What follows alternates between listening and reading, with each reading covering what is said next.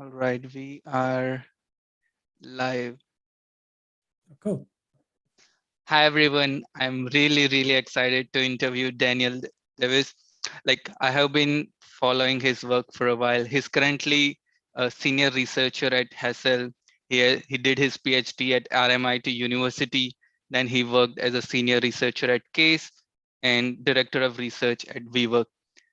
The one thing I find really inspiring about his essays is it's always thought provocative. So whatever you have like presumption about a topic before reading, he has like arguments and like details which really makes you think after reading that essay. So i'm I'm very happy, and like it's one of my milestone of this YouTube channel to interview him. So thanks Daniel.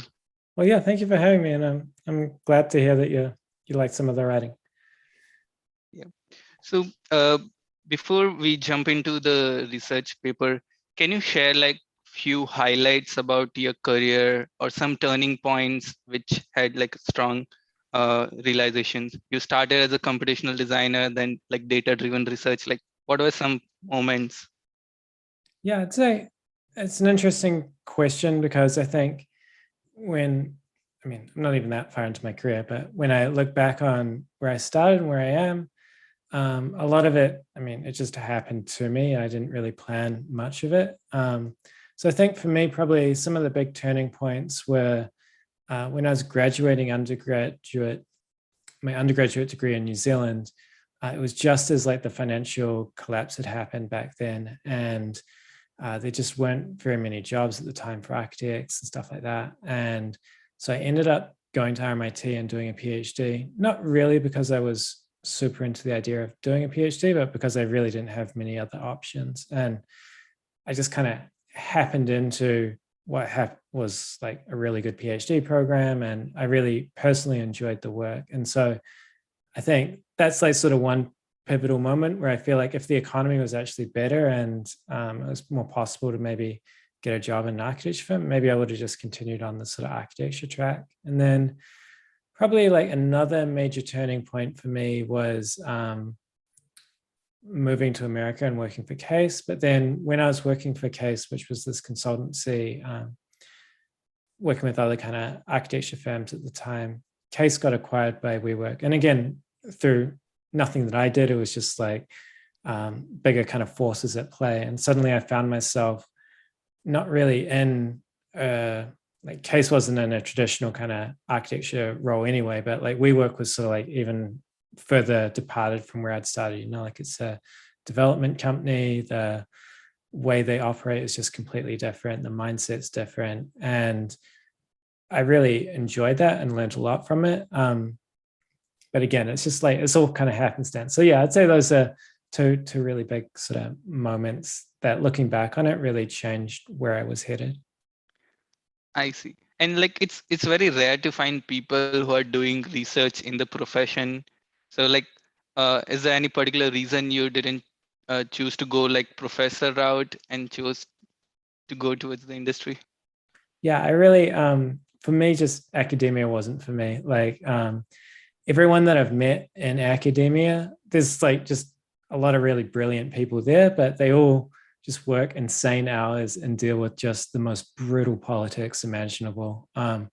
And what I enjoy about working in the commercial sector is that, you're working as part of a team. People are much more united and going in one particular direction. There's far less politics than in academia. And also really enjoy seeing stuff that I'm working on sort of immediately impact a business or immediately impact a design, rather than academia where you can sort of feel a little bit removed from what's actually happens to your work as a result of it. Yeah. I see.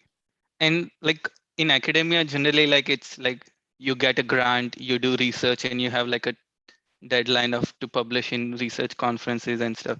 And like how does it differ in profession? Do you have your own metrics of like completing this many essays per year, or how does that Yeah. work? No, it's a good question. And I actually think some of the difficulty of doing research and practice is that people don't really agree on what those metrics should be. So if you talk to people within a business, particularly senior leadership, they'll all agree with you that doing research is a good idea. But when you talk to them and like get into the details of what it is they want you to be doing, they all have a different concept of what research involves and what the output should be. So for some people in practice, research is kind of in service of others. So it's about getting clients in and doing research to help those clients and getting sort of paid for that. For some doing research in practice, it's about winning grants, much like in kind of academia, and getting money in through that way. And then for some people doing research, it's more sort of focused on either marketing or it's more focused on the product itself and trying to improve the product. And for the research that I do at the moment for Hassell, we're sort of split between focusing partly on the like communication and marketing aspect of what we're doing, and partly on the improvement of the product that Hassell's putting out. And those two things, they sort of work in tandem with one another. So if you have a good sort of marketing story to tell about something, it also attracts particular clients into the company and it makes it easier to do more research with them. So yeah, in terms of like metrics, we don't have, say, like key performance metrics that we're going after, but we do have like a business plan that we are trying to execute on year after year, that lays out basically what we're trying to achieve and why we're doing it each year. I see. And like one of the really interesting part I find in your essays is the analogy and comparison with other discipline. So like my question is like, how do you spot like micro or macro trends in the industry and like try to form like hypothesis about your research question? I think it varies a little bit. So for a lot of the stuff that I end up writing, that's more sort of public facing, a lot of it's just like conversations that I've had with people. And often I find like what people are sort of talking about, and say if you go to a conference and it's what like people are talking about at beers in the evening, is often the more kind of interesting thing than what was presented publicly in the first part of the conference. And I think often that sort of those conversations that you have, like there's something in a lot of them, and it's about sort of identifying, for me at least, identifying those moments in those conversations that are worth kind of highlighting and bringing forward. And so for me, that's sort of like one way that I try to, I guess, get ahead of what's going on. But yeah. Okay. And like, do you think like sometimes the research conducted in academia has like some disconnect with what are the industry standards? And if yes, like how do you ensure you have a balance of both research, which is provocative, but also like it's feasible and Yeah, it's a good question. And there's definitely, I think, a critique of academia, which is that like you go to a conference like Acadia and there's a lot of research which isn't applicable to the industry. And it's like, why is all this happening when we have such serious problems within the industry? To me, it's somewhat of a balance though, right? Like I actually think you need a place in the world where people can do these really far out, weird, crazy things and like do research that's really like a couple of maybe decades away from where we need to be, but like kind of thinking about some of these problems. But at the same time, I think it's important to sort of state and understand that like architecture faces some really serious problems, whether it's like climate change, whether it's social equity, whatever it is. Like there's some really like just true core problems in architecture, and a lot of the research that's needed isn't particularly sexy. It's not like a lot of it's just like just doing the basics and like just knocking out like that type of research. And sometimes that type of research, I think, gets undervalued. So you'll see people refer to it as building science or something, and it's kind of like actually like like knowing whether a building functions as we intend it to, like that's a really critical part of creating great spaces for people and making this world better. And I think, yeah, so I think like in academia, there's this weird sort of thing where like the thing that gets rewarded is often not the thing that necessarily the world needs. But I think at the same time, we need both of them to go together, or else if academia becomes too practical, then it's sort of, why not just put it inside a company, and why even have academia, you know?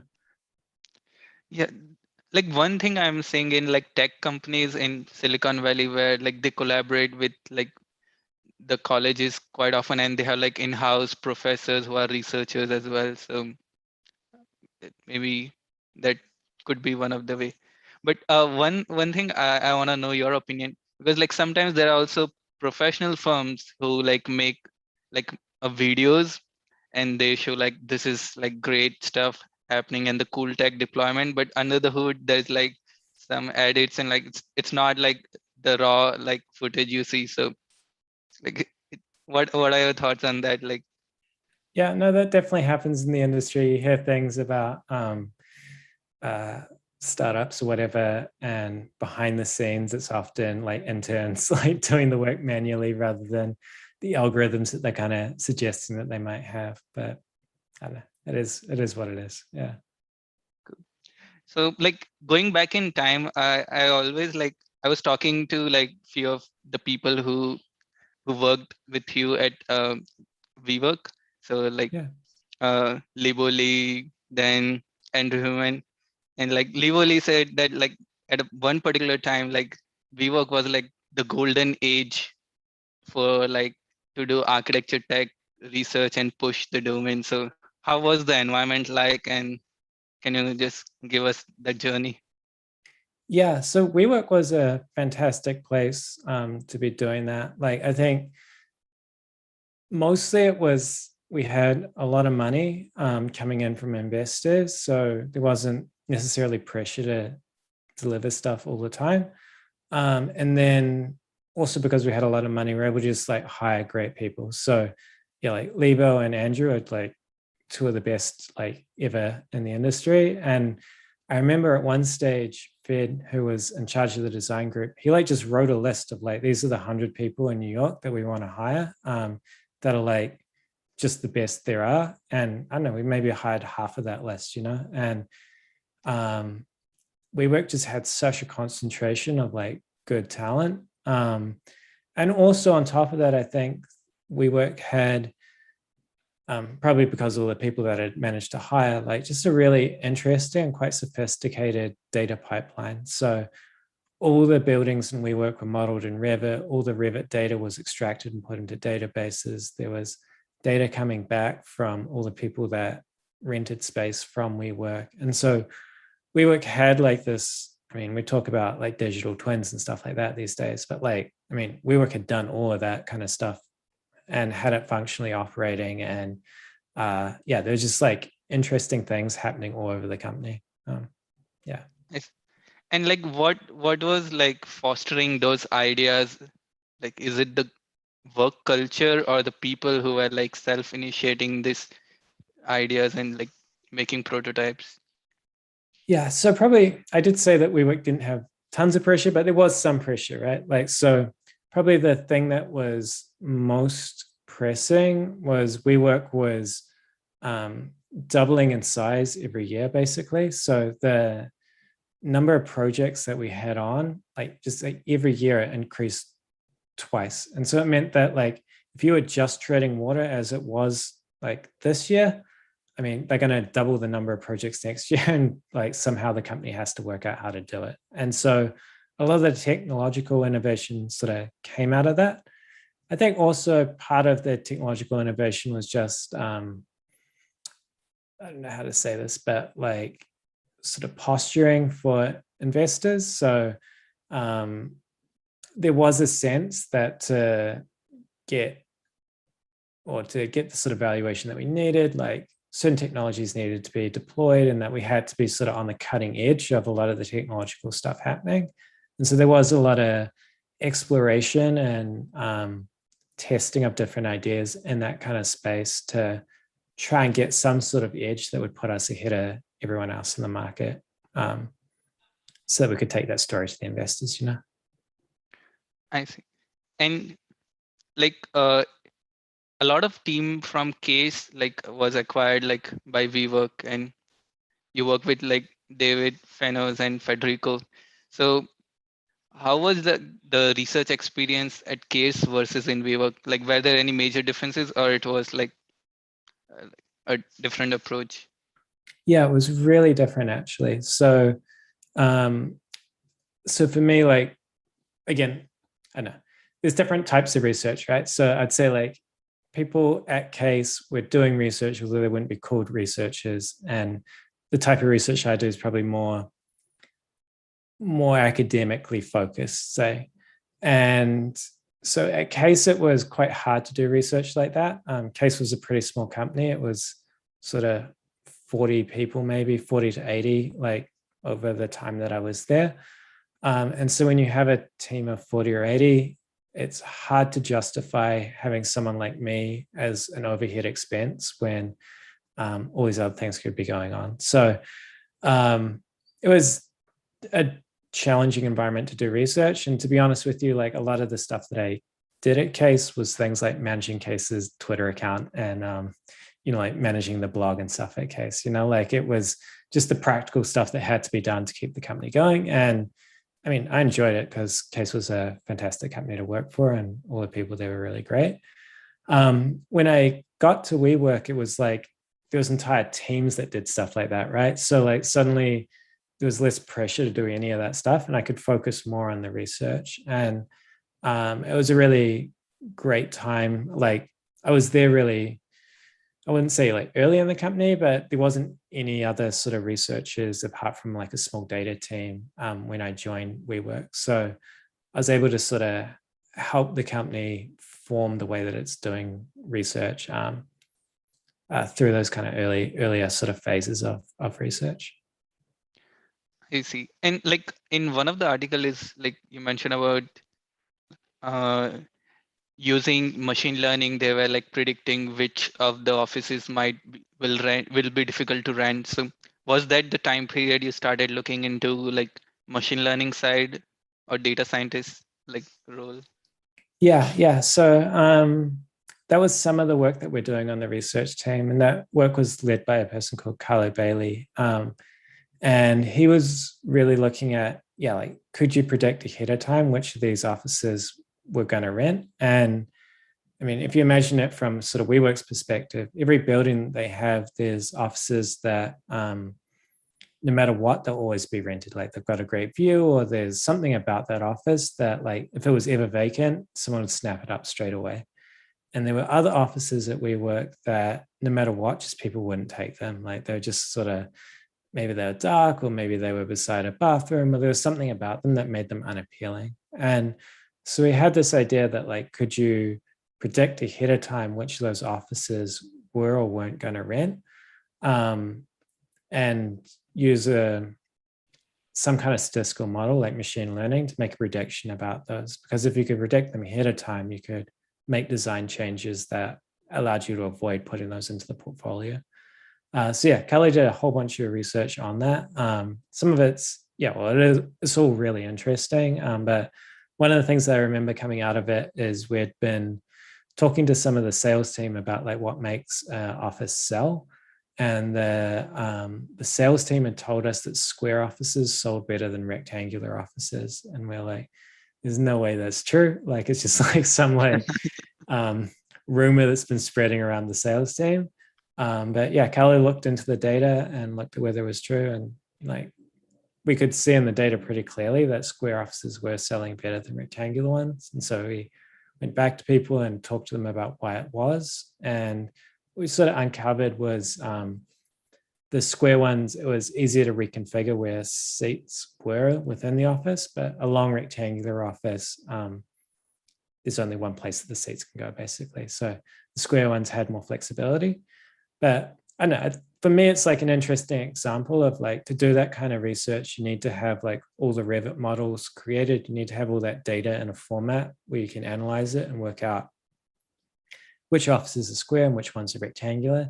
And then you also need to be able to match all that data up with who's been renting these offices, how long have they been renting them for, how long have they been vacant, what price were they rented for, how much discount were they given, all that kind of data, and then run that analysis on top. And yeah, I think it's pretty cool stuff that Carl is able to do. That's quite insightful. And like one thing I find quite like interesting, who like architects who are doing data scientist role, because they have the domain knowledge like of the algorithms, but what kind of features to identify, what kind of right questions to look into the data is also like you need like architects with background. So why bathroom might be an important feature to look in the data versus other rooms. So how was the process like asking the right questions and identifying features for like data related research? Yeah, I guess it's sort of like a messy process, like anything, right? Like, I guess there's firstly identifying the sort of high level objective. And so understanding where the company wanted to go and what its objectives were, and then understanding which pieces of research were going to move the needle on that. So we would have a process kind of every 3 months, every 6 months, where we'd identify those questions and we would set them in our backlog to basically answer. And then once you have like a broad question, so like Carly had that broad question of can we predict which of these offices are going to sell ahead of time? There's a whole bunch of kind of just messiness that goes into like what data do we need, like how can we clean it, what features in all of this data are worthwhile pulling out and which ones are just noise, and how do you kind of develop a model out of that that's explains it. So yeah, it's a really kind of, I think, long and involved process, but yeah, it was fun. Got it.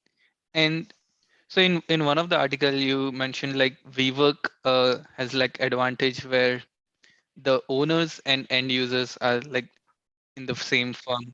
So let's say like taking the example of the square rooms were selling better than the rectangle offices. So that's like data driven information, but how that was translated to like better design or better user experiences? Yes, this is one of the things in this project I think is quite interesting. Like, how does that insight make its way into design, right? And one of the things that we tried early on was we had this model that made a prediction about which rooms, and we could give like a percentage, like this was 70% sure going to be bad, this was 90% sure going to be good. And we could highlight that on a floor plan. But the problem that we had was, even though we could make these predictions, we could make these predictions quite well.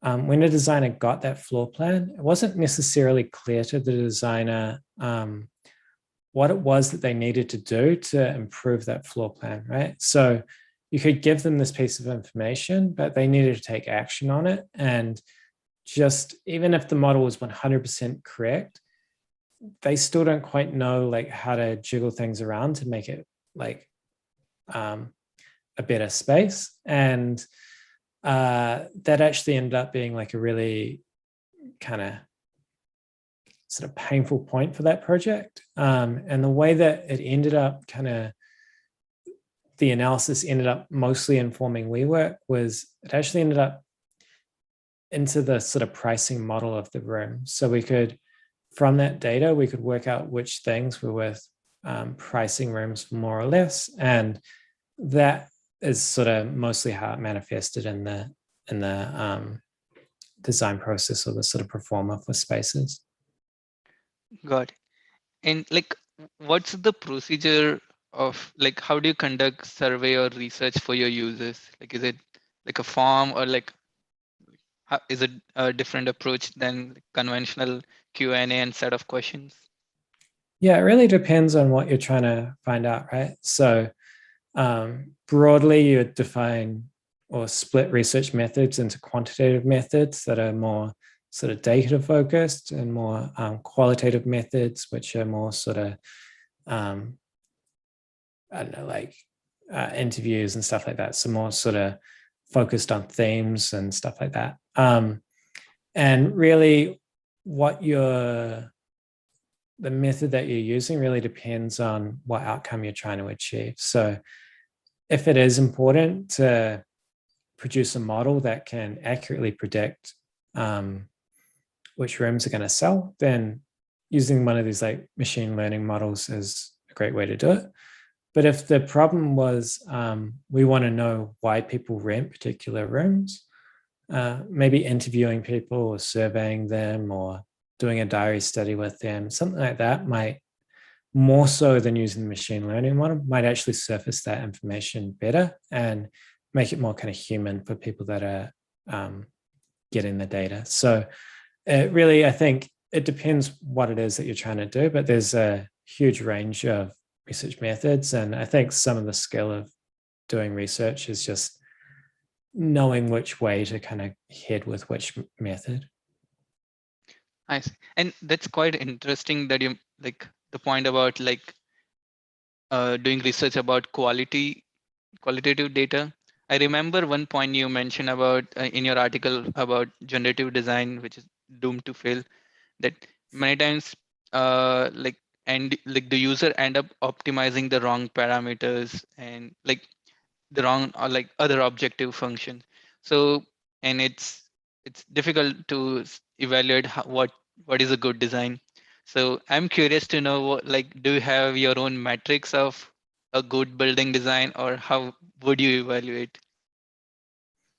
Yeah, so it's an interesting question. I think it kind of gets into maybe even some of like say modernism, right? Like has this idea that there's an objective sort of truth about like this is going to be a good design, this is always going to be a good design. And I think, and I think a lot of people would agree with this, that like really what is a good design really depends on the context. And I don't mean that in sort of any postmodern way that like you can't define truth or you can't sort of say what is good or bad, but what matters to you and what matters to me is a different thing. And understanding your motivation, understanding my motivation, if you want to create a space for either of us, really matters. And so once you have that definition of sort of what it is that's important to these people or person that you're designing for, I think you can then go and say, like, does this space or does this building sort of live up to the expectations? But I don't think it's possible to sort of go and say, like, without ever meeting the people that use the space, go and say that this is a good building or this is a bad building. And I think a lot of the sort of, I wouldn't say like problems, but I think a lot of the ways that the industry gets sort of caught up in itself is to assume that there is some sort of universal definition of good design, or that that can be sort of inferred without ever speaking to the people that are in the space. I see. Like I remember in one of the like article you mentioned that like we currently don't have standards or like for like post occupancy user experience or data. And like I see like that a problem, but in tech space, let's say for UI UX, like they can quickly do prototypes, get feedback and improve upon it. So do you have any suggestions or recommendations that how we can maybe bring that end user into the loop and like using the post occupancy data improve the design? Yeah, like yeah, I think tech's like an interesting example, right? Because there are metrics that every company gathers, like page views and like time on site and stuff like that. And there's a number of companies that provide that data, and it's quite easy to gather it. And in architecture, we don't have anything like that. And in fact, it's actually quite rare for companies to, like, the idea of a post occupancy evaluation, which is the idea that you go back and you talk to the people and you see whether or not the building performs. It's been around for a long time, but not that many firms actually execute on that or do that.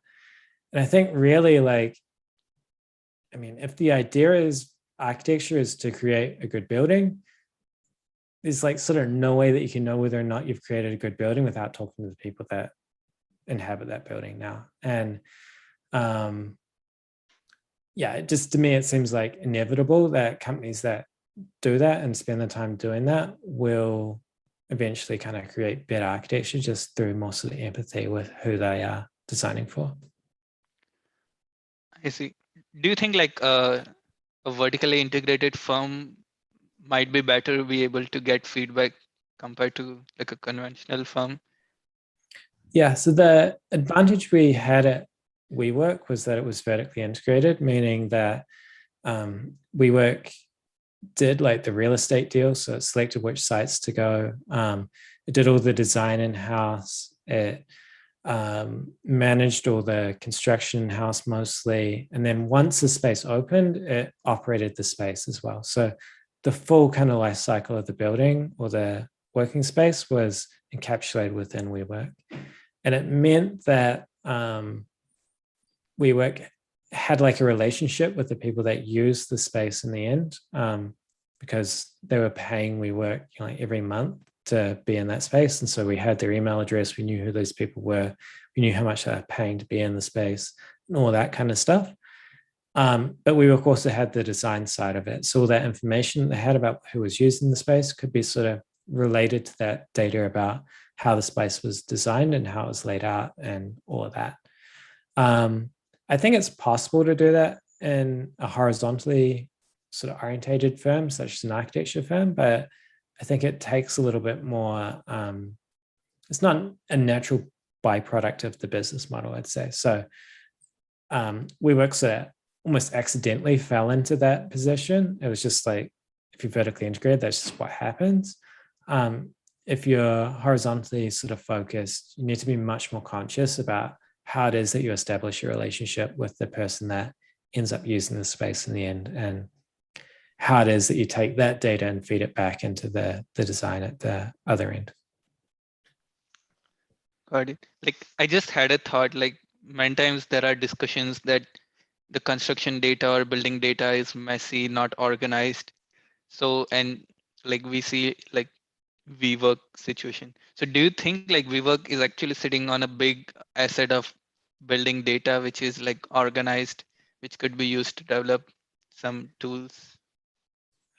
WeWork's definitely sitting on a lot of data. Whether or not that data is useful to anyone else, I'm not sure, because WeWork's like a really particular product, right? Like even a WeWork office is actually quite different to a normal office that, like, say, a bank uses or whatever, you know, like it's a particular type of co-working space, and it works because it's WeWork and WeWork's there managing the space. And so even if you took like all the information from WeWork, like how translatable is that information from WeWork to another context? And I suspect that it's maybe there's some things in there that are relatable, but I think a lot of it probably isn't, because it's so particular to WeWork. And I think the other part of that is, like, as large as WeWork is, I mean, I'm not sure how many locations they have, but it might be like 500 at the moment or something like that. Like, it's a lot, but if you were in another industry doing data science and stuff like that, having 500 examples to sort of run experiments on, it's not a huge data set. And so I think the opportunity is probably more in other avenues where, you know, you think there's millions of buildings around the world, like someone's going to be able to collate all that data together somehow and learn from it. Yeah, makes sense. And like speaking about data, I recall like there was a tweet where like architects were asked to like specify like top 10 priorities, like what might be the future of like architecture, and there were like BIM, AI, generative design, and you rated AI in the lower category. And so just wanted to touch like what were like the decision making parameters for you to, Yeah. So yeah, I remember that it was like a survey that had got sent around and that just asked people to rate some technology based on, I think, like how much impact it would have in the next, I think it was something like 10 years. And I mean, something like AI, I think, is for sure like an interesting, fun technology. If you're talking about like impact, like BIM is going to be used by virtually every architecture firm in the world if they aren't already using it, and it's going to have just a lot of impact. AI maybe will have some impact in like some niche corners, like we're seeing in like the test fitting process, a lot of interesting stuff happening there. For sure, like data analysis and things like climate change models and stuff like that. Like there will be some applications of it, but will every architecture firm around the world be using AI in the next 10 years? And will their use of it kind of outstrip BIM? I don't know. I don't think so. But yeah, I think we often, also in the industry, we get really caught up in the hype of these technologies, and there will be applications for some of them, but I mean, a lot of the industry, it's pretty basic, and it's not that it's not complicated, but it's that like the thing that's going to make the big difference to it isn't going to be like some new AI algorithm. It's going to be just like doing the basics a little bit better. I see. So like a lot of times I see like people say like the construction industry is a bit late to catch up with the technology. So do you think like there would be something that would revolutionize like the way we work or approach things, or it would be like improvement in the current process? Yeah, so I could see some really big disruptions happening, right? Like even WeWork and say Katera, like those were two companies that if they'd been really successful would have for sure changed the way that architecture was produced. So if you take a company like Katera, which was trying to basically vertically integrate the entire construction process, like if they'd been successful and got some kind of scale of economy, it'd be really hard to compete against them because they're so efficient in theory about building that, I mean, you just wouldn't have any sort of way to go up against them. The same way that it'd be really hard to go up against Apple making an iPhone because although iPhones are expensive, like just the level of sort of finish and quality in them is only possible at that sort of scale. And I think all around the industry, like even like not Katera, but you're sort of seeing these like more tech driven, say modular construction companies like there's Generate in Boston, and there's Intelligent City in Vancouver, and there's always sort of interesting things happening, right? And all of that, like if you're an architecture firm and you do traditional architecture, maybe it chips away at little parts of your business, but yeah, like I still think like there's going to be a sort of space for more traditional practice because I don't see any of these like completely just like wiping the board and starting afresh. I see. Like I recall like some points in like your article about Katera that in the conclusion side you said like even if the Katera model failed, there are like some companies who picked up like who are doing uh, that process at a like very specific level with like having an end user in mind and like automating like renovation space. Like so do you think like those fragmented design like fragmented areas would be easier for a startup to capture rather than like whole vertical integrated firm? Yeah. So I think with Katera, one of the problems that they had was they had a lot of money, but they didn't necessarily have a clear product. So they were doing a lot of different things. They were making building design software, they were making houses, they were making sort of industrial buildings and offices and stuff like that. They're even offering like cleaning services. So they're doing like everything, but there wasn't like one thing that you could say like this is what Katera does and this is the product that you go to Katera to get. And in some ways, I guess like in the tech world, you might say that they didn't have product market fit, that they had like a lot of money, but they didn't have a clear product that was out in the market that people were sort of clamoring to buy from Katera. Some of these other companies that you're seeing come out, they're far more niche. They'll be like, we just do ADUs in California, or we just do like 4 to 5 story like single family houses. I don't know what it is, like multifamily houses. And I think that to me makes a lot more sense, because it's like these companies are going to prove themselves, and some of them will be successful, some of them won't. And if they have a defined market like that, like they can really focus on that and get that really working and scale up from there, rather than sort of Katera's model, which was to really scale first and then try and find out what the product was afterwards. Got it. And like they also took a big bet on mass timber. And are you like optimistic about like future with mass timber, or what are your thoughts? I probably don't know enough about it, but I mean, just everything that I've seen from it, it seems like a really good idea. I know it's used a lot in Europe, and anything that makes the building process more sustainable, I'm all for. Got it. Um, I had like a few points which you mentioned in your generative article that uh like there were around 6 reasons you mentioned why generative design might not be like the best way to go ahead.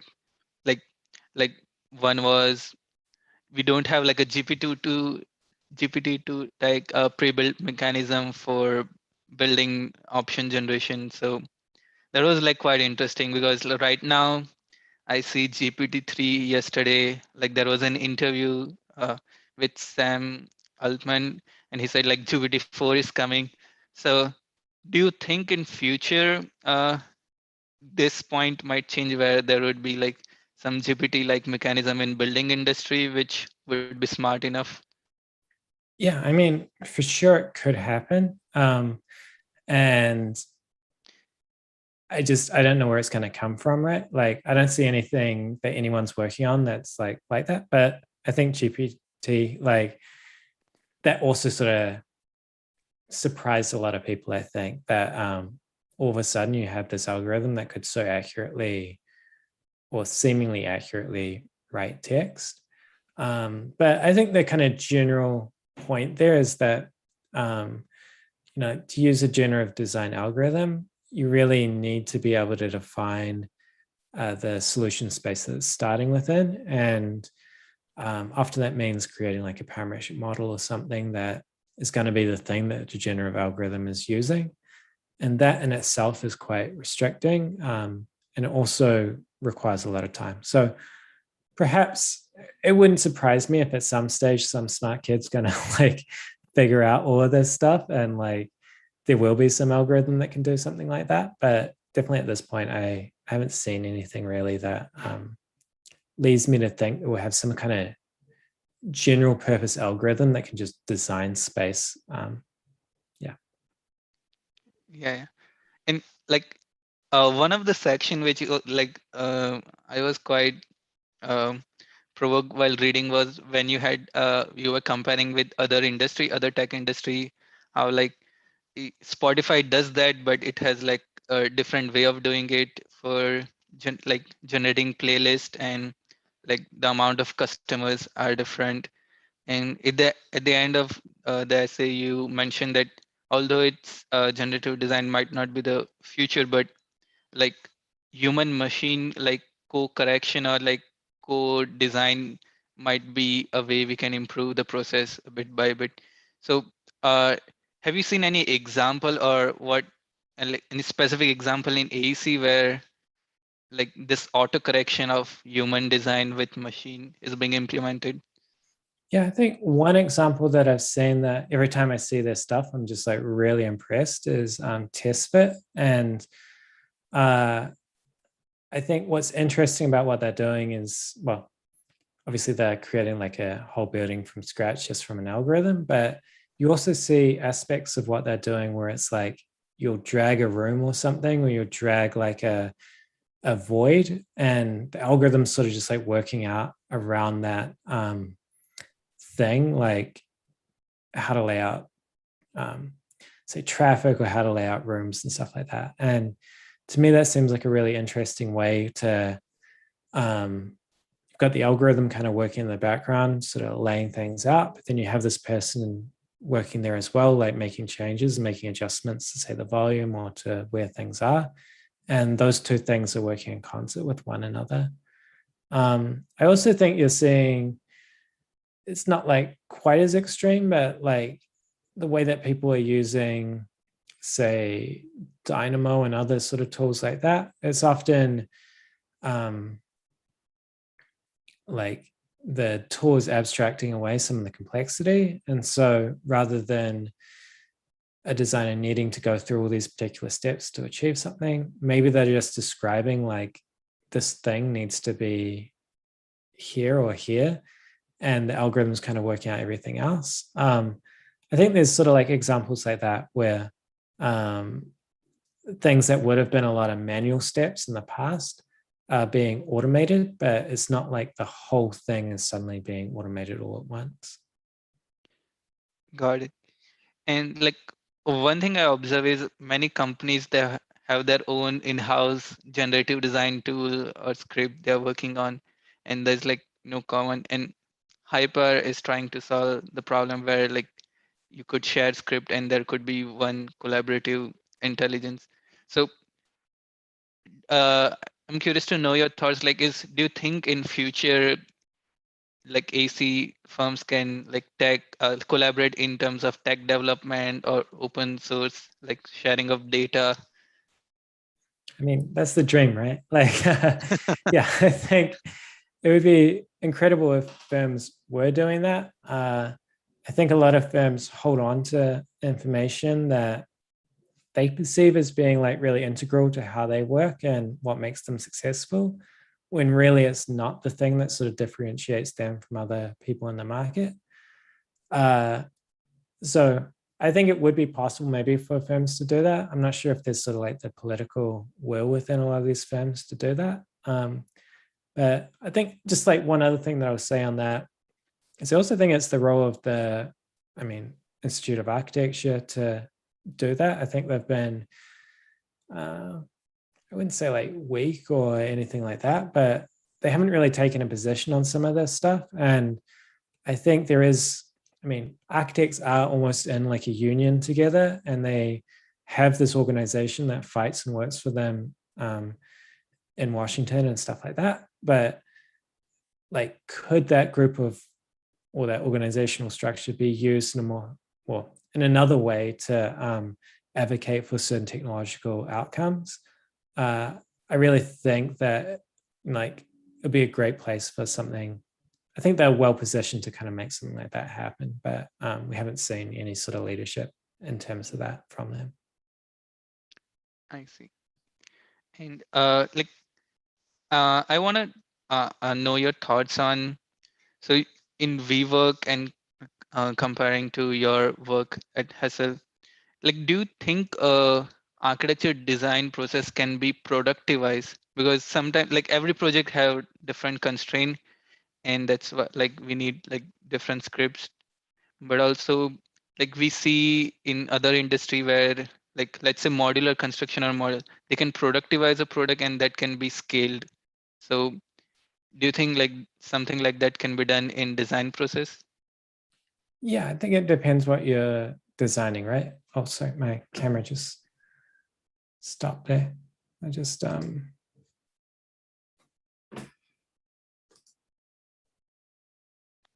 here we go. Yeah. Yeah.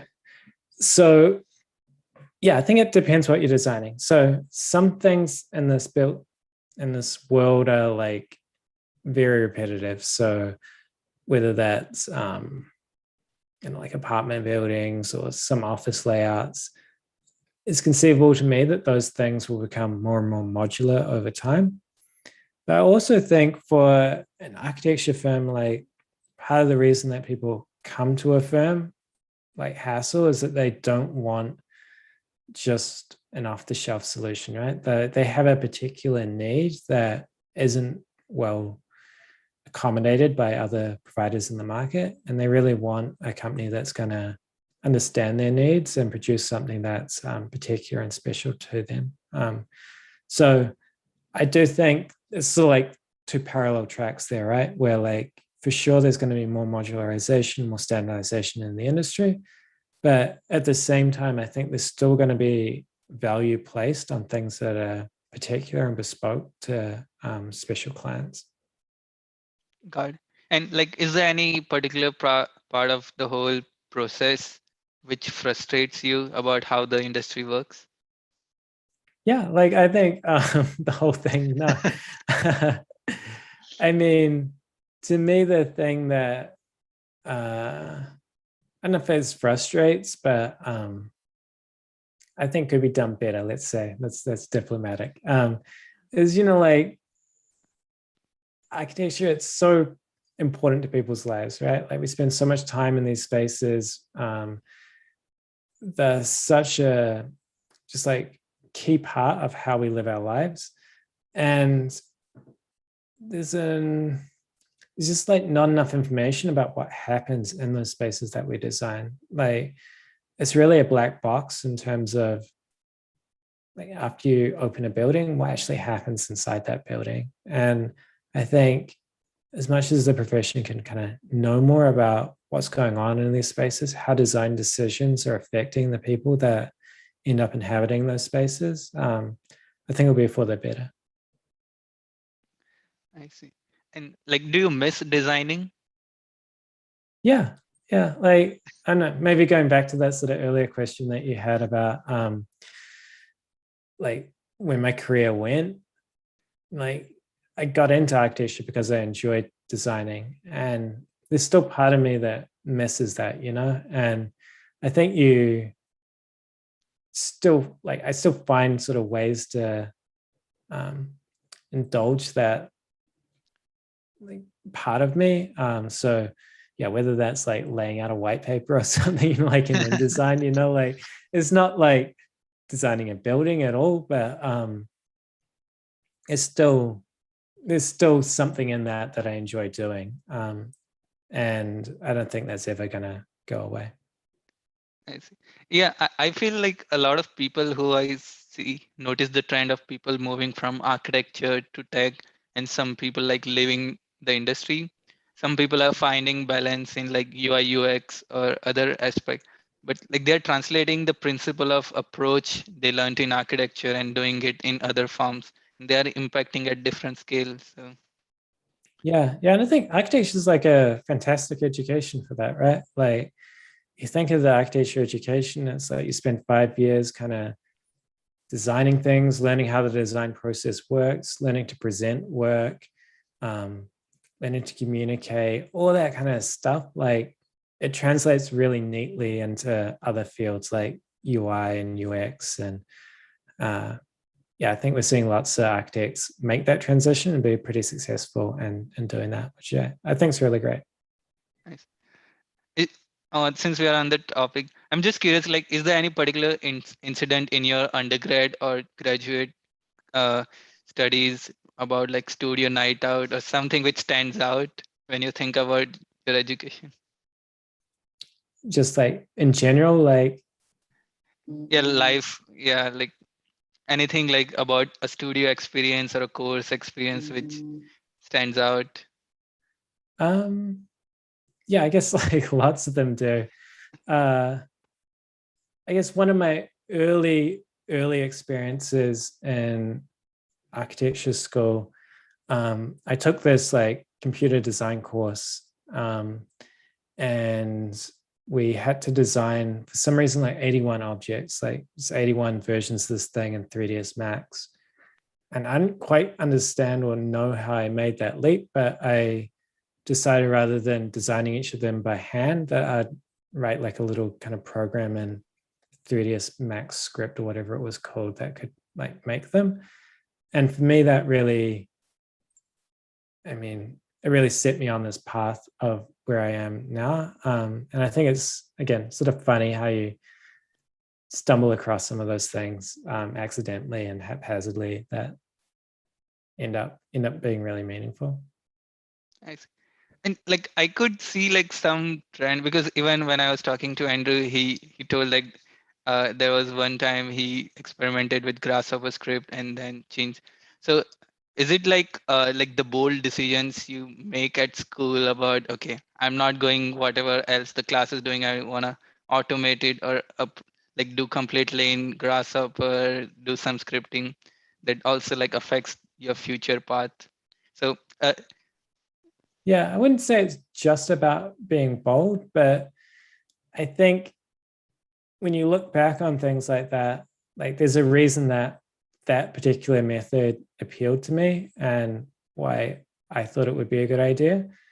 And I think often a lot of these sort of subconscious decisions that you're making just like in the moment because you're under a lot of pressure and you're just sort of forced to do something, um, that sort of underlying chemistry of why you're doing it and why that appeals to you, I mean, it still holds true, right? And those things that you do in those moments often end up being the things that you do later on.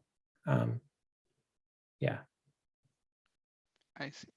And like so right now like there are so many different aspect which like people are moving from architecture. Like some people are learning AI, some people are doing coding. So what is your piece of advice for like students who are interested in tech but might not have the resources in hand at their college, or they might not have that coursework? So how can like they keep up the pace and like follow the trends in the industry and learn to be updated?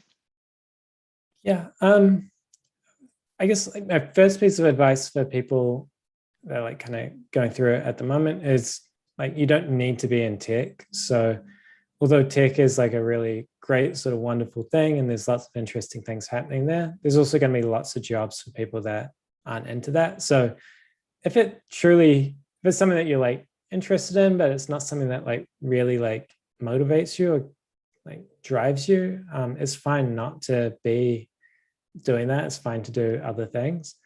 But I think for those of who might be listening that are like truly into that sort of stuff, I think a lot of the people that I've seen that have been successful tended to do it through being fairly generous. So like Andrew Human's a great example of someone that's I think put out a lot of tools that the community really values. And by sort of being sharing and being open with what he's doing, sort of it pays back in later on, right? And um, so I'd encourage you like to put the stuff that you're doing out there and get feedback on it and contribute as much as you can, and I mean, just see where it goes. But yeah, you can't program or predict where lots of the stuff's going to go. So you just got to try it and see what happens. Nice. And like, can you like just like each of this essay, I assume like takes a different time frame. So how much time generally like it takes for you to like come up with a research question, develop the process, and write the whole article? Yeah, for me, pretty much for any article that you read, every 500 words I write normally takes me a day to write. So yeah, it kind of gives you an idea of like if you read something that's 2,000 words long, it probably took me about 4 days to write it. I'm not one of these people that finds writing particularly easy, and I really struggle over it. So yeah, that's sort of the process. But yeah, I guess yeah, normally like there's a sort of research phase or whatever, and after yeah, I don't know, I'm not explaining this very well, but yeah, I find writing really difficult is what I'm trying to say, and that there's this real sort of, I think some people might assume that people that write find it easy, or that the like, and I've met a bunch of authors and you're like, oh man, this person's so good at writing. Like you just assume that it's something that like just comes naturally to them, or that they're really just naturally gifted at writing. And I think a thing that I've found a lot with people that write is that a lot of people sort of struggle with it. And people that are good at it are often good at it because they're quite critical and frustrated with how bad they are at it. And somehow that leads them to being better with it. So yeah, I don't know. It takes me a long time to write the things that I write. I'm a like I'm a bit surprised because like you are, I believe, like one of the top AEC Tech writers. I have like come to like from the articles I've read. So yeah, Oh, everyone. thank you. So like because I read like some books where like writers say it doesn't matter how good you write, you just need to write daily to get into the practice and routine and flow state. So I think everyone has a different procedure of like getting their ideas out. So Yeah, and I think that's good advice, right? Like writing's one of these things that you're not going to be good at it unless you do it a lot, and you need to practice it. And uh, yeah, if you can get into a state where you're writing every day, or you're writing at least regularly, like for me, like a really big, I think the part where my writing got a lot better was when I started blogging. And I mean, the articles that I wrote were pretty shitty, but by doing it quite often and putting it out there and getting feedback on it, I slowly sort of worked out a way that worked for me. And yeah, I think it's true of anything. Like the more you do it, the not necessarily easier it will become, but the more experience you'll get at it. I see. And like you mentioned about feedback, I recall like in your generative design like article, like at the end, like it was reviewed by Nate Miller and Andrew. So do you like generally once you have your first draft, like ask people for feedback on your content? Yeah, I didn't used to do that, but I when I write for Architect magazine, I have this really good editor there, Wanda Lau, and she reviews everything. And I don't know. I guess initially you're sort of like you don't want to have feedback because you're like the thing that I wrote is good. But I think with time I've sort of learned that if you have someone really good, like read through something and give you feedback and say where it is working, where it isn't working, it just lifts it to the next level because there's all these things that you can't see in your own writing when you're really close to it. So yeah, I'm really thankful that Andrew and Nate helped on that article, and Wanda's helped on a whole bunch of different articles that I've written. Yeah, every time I go through that process, like I look back on what I had initially and what I had afterwards, and it's always like 10 times better. I see. And like one thing I found like the articles you write are like quite provocative and sometimes on the lines of like controversy. And so I'm curious, like, was there any experience where like it was like criticized or there were harsh comments? Okay, like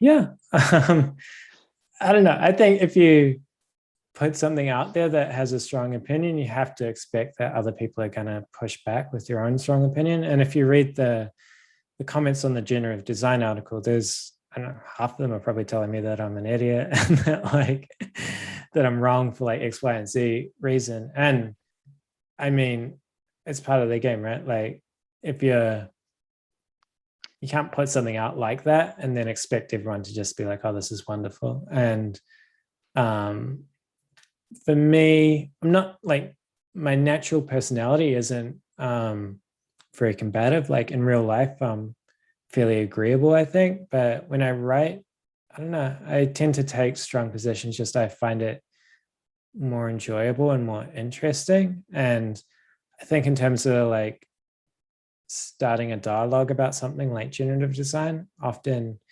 taking a strong position on something, it starts to force other people to take their own positions. That's helpful.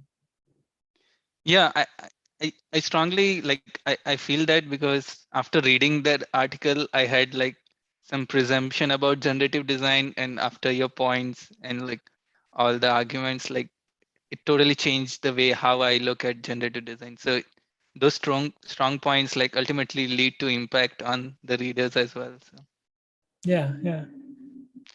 and so I'll ask like few light questions to end the interview. So how does a day in your life look like? So I'm working at home. I was working at home prior to the pandemic. So yeah, I just work in this office here. And I guess my day, I normally start by going for a walk and then I'll eat breakfast, start doing work, and have lunch. And then I'll normally sort of exercise in the afternoon and sort of finish off my work. Yeah. So right, so you could work anywhere. Right now you're in New York City. So is there any reason Yeah. you chose New York over other cities? Yeah, my fiance lives here. So yeah, she'd be pretty mad if I left New York. And I know New York's a great city. Like, so like we're talking about with like WeWork having this concentration of people. New York's also another place that just the number of people that are here that are just doing interesting things, and the sort of energy in the city is really fantastic. And yeah, I really enjoy living here. I see. And like, do you have any recommendations for events or conference where like you meet all these people and like they have interesting research, and also like the after events where you can get together and share Yeah, ideas? I think for me, probably my favorite conference, and I'm not sure if they're still running it. Like, I'm not sure what's happened with COVID, but it was Smart Geometry. And I really loved that conference because you'd spend like 4 days in like a workshop with people and then 2 days at like a conference afterwards.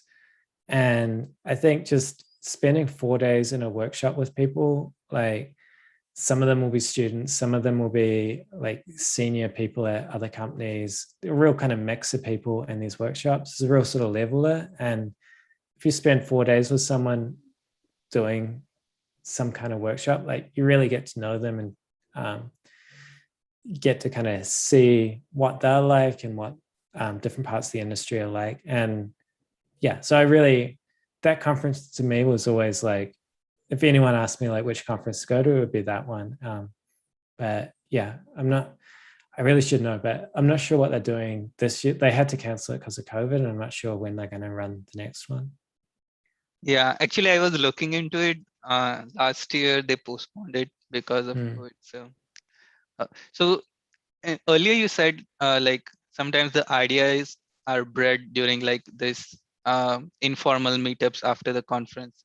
So do you think like for team bonding, like in-person office meetups work better? Uh, I think it depends on the context, right? So there's some things about remote that are really wonderful. Like you and I being able to just like you didn't have to get on a plane. I didn't have to get on a plane. We could just like turn on our computers and do this right now. Like there is something about that that's really fantastic. But at the same time, I do think the connection that you and I would have would be different if we saw each other in person and we're talking about this in person. So, I mean, in some ways, they're both great, but I'd like to do both of them. You know, like I like to see people in person, and I think the openness that people have had recently with like holding conferences online and doing that sort of stuff, it's also really positive. Not to need to travel all the time. Got it. Is there any book, like it could be architecture, tech, or other domain, which made a big impact in your life? Yeah, there's been a bunch, but one book that I always recommend to people is Frank Duffy's book, Work in the City. It's a really short book, really easy to read. I just think it's like an interesting perspective. I guess I'm interested in it because a lot of my work is related to the workplace. But yeah, I think it's just got a really interesting perspective on like what the future will hold in terms of work, and was really um, forward looking and what was about to happen. Got it. And like one thing I try to notice is many times like people who are like working together in big startups like WeWork, Katera, their alumni then leaves and they are doing amazing work in different domains. So like, how do you spot those trends? Like, uh, or like if someone has to breed a culture in their office of like disruptive ideas, like what are ingredients do you think is important? So if you were inside a firm and you wanted to create like a startup culture, Mm-hmm. yeah, I guess it's hard inside like a more traditional firm. Just the objectives are really different, and I think a lot of firms try to make their own software and stuff like that, but they don't have the infrastructure within the firm to kind of pull it off. So yeah, I think if a firm was kind of getting into like making a startup or something like that, I think my advice would really be to consider not only like the kind of creation of the product and what it takes to build it, but what it takes to sort of maintain it and support it and do customer service and stuff like that. Yeah, I think like that's a great piece of advice. Uh, what's coming next for you? Like, what are some areas do you plan to do research or you're currently working? Yeah. At the moment, my like all my research is really focused on workplace at the moment. At least at Hassell, that's what I'm focused on. So the things that I'm really looking at the moment are things related to like COVID and what kind of post-COVID the workplace is going to look like, and then um, looking at sort of at the moment I'm working on a white paper for them that's looking at how to make buildings more flexible in terms of how they're used. Yeah, and I guess that's sort of the main things I got on at the moment. I see. And my last question is like, what's on your travel bucket list? My bucket list, man. I really want to, before like in April of 2020, I had a trip booked for going to Italy, and I was really, really looking forward to that trip, and it all got cancelled because everything got cancelled. So yeah, when it's safe to do so, I'm really looking forward to being able to resume or take part in that trip, I guess. So yeah, Italy's number one on the bucket list at the moment. Yeah, Is it because of the architecture, food, or culture? I think the food really appeals to me. Yeah, the architecture and stuff, obviously, really great too. I don't know. Everyone that I've met that's gone to Italy has really loved it. So yeah, I've been a couple of times, but yeah, I want to spend more time there. I see. All right. I wish I could go on and on, but I think it was an amazing interview. Thanks a lot for your time and sharing all your process and thoughts with us. Cool. Well, thank you. Yeah, it was great meeting you. Yeah. Have a nice rest of your day. Bye bye. I hope to See ya. see you when I fly to New York or Yeah, in let me some know if you do. conference.